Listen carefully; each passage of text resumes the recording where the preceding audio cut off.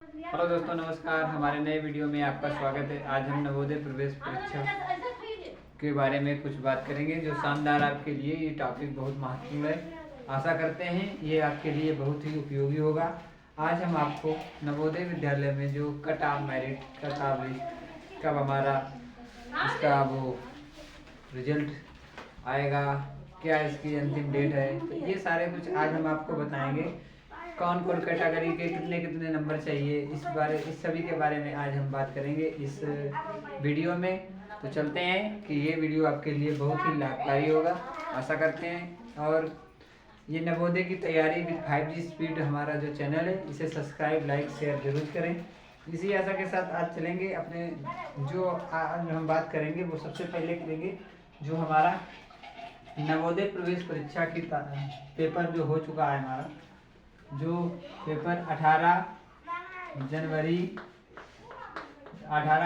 2025 को था, वो हमारा सफलतापूर्वक हो चुका है। सभी बच्चों ने नवोदय की प्रवेश परीक्षा दे दी है। अब बच्चों के मन में उठ रहा है कि नवोदय परीक्षा हो गई, अब इसका रिजल्ट कब आएगा। रिजल्ट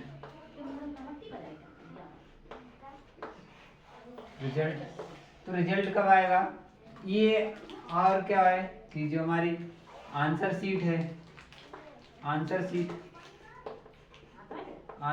है वो कब आएगी। तो ये सारी चीज़ें बच्चों के दिमाग में चल रही है, तो इसके बारे में आज हम महत्वपूर्ण तरीके से आपको बताएंगे बारी बारी से। किस कैटेगरी को कितने मार्क की ज़रूरत है, कौन कौन कैटेगरी को क्या क्या मार्क, कितने कितने प्रश्न हल किए हैं, किस कैटेगरी में पास माने जाएंगे, अधिकतम न्यूनतम अंक कितने चाहिए हमें हर एक अनुभाग में पास होने के लिए, हिंदी में कितने मार्क चाहिए, गणित में कितने मार्क चाहिए, और मानसिक परीक्षण में कितने मार्क चाहिए। तो जो हमारा पेपर नवोदय विद्यालय का जो हमारा पेपर हुआ है, उसमें 3 खंड थे। सबसे पहले क्या था, मानसिक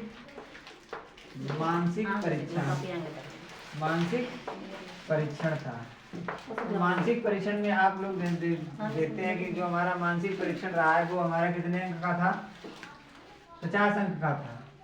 ठीक है, इसमें प्रश्न कितने थे, 40 प्रश्न थे, 50 अंक थे। मार्क हमारे कितने थे, और अंक बेटा कितने थे, वो मार्क हमारे इतने हो गए, प्रश्न कितने थे, क्वेश्चन 40 थे।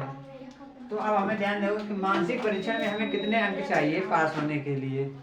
ठीक है, तो मानसिक 50 अंक में लगभग हमारे 35 अंक चाहिए। कितने चाहिए, 35 अंक चाहिए हमें मानसिक योग्यता के।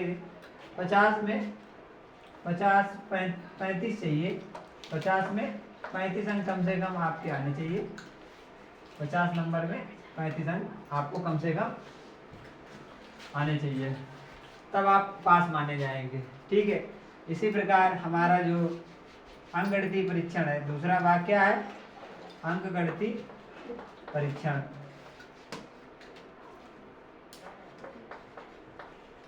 अंकगणितीय जो परीक्षण है, इसमें हमारा कितने नंबर चाहिए, इसमें कितने मार्क थे बेटा, मार्क हमारे थे 25 मार्क थे, और कितने प्रश्न थे, 20 मार्क थे। सॉरी, 20 प्रश्न हमारे, क्वेश्चन 20 थे, और जो अंक मार्क थे वो 25 मार्क हमें। तो 25 मार्क में हमें कम से कम ये मान लो कि 10 मार्क हमें चाहिए, 10 मार्क 25 में से चाहिए हमें। ठीक है, इसके बाद हमारा भाषा है, भाषा में हिंदी है या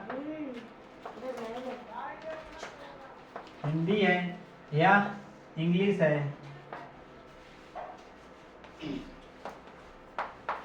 हिंदी और इंग्लिश में कम से कम आपके 10 अंक होने चाहिए। कितने अंक, कितने प्रश्न थे हमारे उसके, 20 प्रश्न थे। तो हमें 25 प्रश्न में हमें कम से कम 10 अंक चाहिए, लास्ट में 10 अंक चाहिए, 25 में 10 अंक चाहिए। तो मानसिक परीक्षण में हमें जो चाहिए 50 में कितने अंक चाहिए, 35 कम से कम, और 25 में 10, इसमें चाहिए 10, मतलब टोटल पास होने के लिए, लगभग पास होने के लिए कम से कम कितने मार्क चाहिए? तो 50 पास होने के लिए कम से कम देखो 35 प्लस 10 और प्लस 10 कितने हो जाएंगे? 55 अंक चाहिए। तो आप माने जाएंगे पास। ठीक है, 55 अंक चाहिए तो आप हो जाएंगे पास। अब क्या है कि कट ऑफ मेरिट किस हिसाब से आएगी? जो कट ऑफ मेरिट हमारी बनाई जाती है, जो कट ऑफ लिस्ट हमारी जारी की जाती है नवोदय द्वारा, नवोदय समिति द्वारा, वो उसमें क्या है, वो किस प्रकार से कट मेरिट हमारी जो आउट की जाती है वो क्या है, उसके बारे में हम आपको बताएंगे। जो हमारी कट ऑफ मेरिट है वो किस प्रकार से हमारी होती है, वो किस प्रकार से चालू, मतलब किस प्रकार से कट ऑफ मेरिट बनाई जाती है, कम से कम कितने अंक चाहिए जो हम कट ऑफ मेरिट के हिसाब से पास माने अपने आप को। तो सबसे पहले कौन से होंगे? सामान्य वाले। सामान्य सामान्य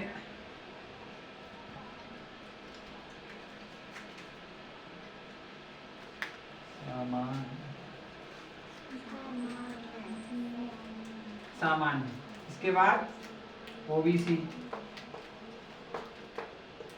ठीक है, इसके बाद एसटी, एससी और एसटी। 4 कैटेगरी हैं। कितनी कैटेगरी हैं? 4 कैटेगरी हैं।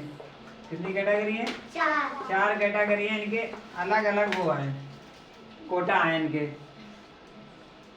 मतलब प्रत्येक जिले में 80 सीटें हैं। प्रत्येक जिले में 80 सीटें हैं। ठीक है, अब इसमें भी क्या होता है कि जैसे कि मान लो एक होता है शहरी इलाका, शहरी क्षेत्र, और दूसरा होता है ग्रामीण क्षेत्र।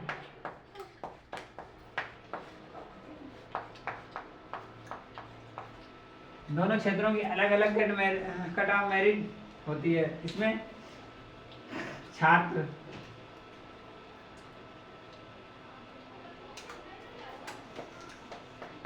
और छात्रा, इसमें भी छात्र और छात्रा। तो किसमें कितने अंक चाहिए? तो कट ऑफ मेरिट जो होगी हमारी कम से कम ओबीसी के लिए, ओबीसी जो सामान्य वर्ग में हमारा बच्चा है उसे कम से कम छात्र को चाहिए 96 नंबर। ठीक है, शहरी के लिए तो वो आ सकता है, अगर उसके 96 नंबर होंगे तो आ सकता है। और जो सामान्य वर्ग में 96 छात्र के हों और 96 ही छात्रा के कम से कम अंक होने चाहिए सामान्य में, तो वो बच्चा पास हो सकता है। इससे नीचे वाला भी हो सकता है, अगर वहाँ पे कट ऑफ मेरिट जिस हिसाब से कम जाना थोड़ा हो सकता है 1-2 अंक, लेकिन लगभग हमारे अनुसार 96 अंक लगभग चाहिए बच्चे को पास होने के लिए, जनरल वाले बच्चों के लिए। और ओबीसी ये है शहरी इलाके वालों के लिए। ठीक है, शहर में जो बच्चों की कट ऑफ मेरिट लगभग 96 नंबर जिस बच्चे के होंगे तो उसकी कट ऑफ मेरिट, वहाँ भाई अच्छे बच्चे होते हैं, वहाँ की जो हाई एजुकेशन है, इसलिए कट ऑफ मेरिट बच्चों के नंबर ज़्यादा आएंगे। जब वहाँ कट ऑफ मेरिट ली जाएगी तो उसमें बच्चे कम सिलेक्ट किए जाएंगे। इसी प्रकार हम देखेंगे कि 96, इसके बाद हम देखेंगे कि जैसे देहात वाले बच्चों के लिए 94 नंबर कम से कम हो, और छात्रा के लिए 93 नंबर हो कम से कम। 93 नंबर अगर ग्रामीण छात्रों के लिए 94 नंबर, जनरल के लिए और छात्रा के लिए 93 नंबर लगभग होने चाहिए, तो वो आ सकता है नवोदय प्रवेश मतलब नवोदय के कक्षा 6 में वो एडमिशन उसे मिल सकता है, उसका कट ऑफ मेरिट में लिस्ट में नाम आ सकता है। ये भी हो सकता है। ओबीसी के लिए, जनरल के लिए जो सिस्टम था वो हमने आपको बता दिया, आशा करते हैं समझ में आया होगा। शहरी वाले बच्चे 96, छात्रा के लिए भी 96, ग्रामीण के लिए 94, छात्र के लिए, छात्रा के लिए लगभग 93 नंबर से कम नहीं होने चाहिए। जनरल वाले की बात हमने की। अब हम करेंगे बात ओबीसी। ओबीसी में जैसे मान लो शहरी के लिए 95, ठीक है, और यहाँ इसके लिए 90, छात्रा के लिए 90, ओबीसी में 95 और छात्रा के लिए लगभग 90 अगर होंगे तो उसका शहर में हो सकता है उसका नाम ओबीसी वालों का नाम आ जाए। इसके बाद हम अब बात करेंगे जनरल मतलब ग्रामीण क्षेत्र के बारे में। तो ग्रामीण क्षेत्र के बारे में लगभग 93 नंबर होने चाहिए छात्र के ओबीसी में और 92 नंबर होने चाहिए छात्रा के, तो उसका संभवतः एडमिशन हो सकता है नवोदय विद्यालय में। इसके बाद आता है एससी का। एससी वर्ग में क्या होता है, एससी वर्ग में क्या होता है कि आप मान लो कि शहरी वालों के लिए 90 नंबर, शहरी वालों के लिए 90 नंबर एससी वालों के लिए, और गर्ल्स के लिए बच्चियों के लिए 89 नंबर कम से कम होने चाहिए एससी वालों के लिए शहरी क्षेत्र के लिए, तो उनका लिस्ट में नाम आ सकता है, पास हो सकते हैं, पास तो हो ही जाएंगे, उनका मेरिट लिस्ट में नाम आ सकता है और उनका नवोदय में प्रवेश हो सकता है। इसके बाद होता है मान लो शहर, अब ग्रामीण में देखेंगे, ग्रामीण में लगभग कितने होने चाहिए, एससी वालों के लिए लगभग होने चाहिए कितने 89 नंबर, छात्र के लिए 89 नंबर और छात्रा के लिए लगभग 85 नंबर होने चाहिए एससी में, तो वो उसका नाम आ सकता है। अगर 85 एससी में छात्रा के अगर 85 नंबर है तो उसका एडमिशन हो सकता है नवोदय विद्यालय में। एससी वालों के लिए, एसटी वालों के लिए जो होता है, जो हमारे शहरी क्षेत्र में जो बच्चे एसटी से बिलोंग करते हैं उनके लिए कम से कम 87 अंक होने चाहिए। कितने अंक होने चाहिए, 87 अंक होने चाहिए शहरी इलाकों में छात्र के लिए, और 85 नंबर लगभग हमारे लिए छात्रा के होने चाहिए शहरी क्षेत्र वालों के एसटी के लिए, तो वो पास हो सकती है, उसका एडमिशन नवोदय विद्यालय में हो सकता है। इसके बाद अब हम बात करेंगे एसटी वर्ग के ग्रामीण क्षेत्रों में लगभग 85 अंक होने चाहिए छात्र के, वो पास हो सकता है, उसका नाम आ सकता है। एसटी वर्ग वाले को 85 नंबर अगर नवोदय विद्यालय में आए हैं उसके, तो उसका एडमिशन हो सकता है, और छात्रा के लिए कम से कम 82 अंक हो तो वो पास हो सकती है। तो ये हमारा जो एसटी वर्ग के लिए है।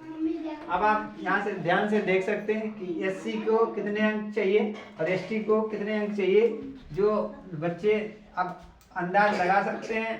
जो आप प्रश्न पत्र हल करके आए हैं तो इससे आपको पता लग सकता है कि किस प्रकार से हमारे कितने प्रश्न हल किए हमने, आंसर शीट क्या है, आंसर की क्या है, तो उससे चेक करके आप पता लगा सकते हैं कि किस प्रकार से हमें हमारे कितने अंक आ रहे हैं, कि हमारा एडमिशन हो पाएगा कि नहीं हो पाएगा।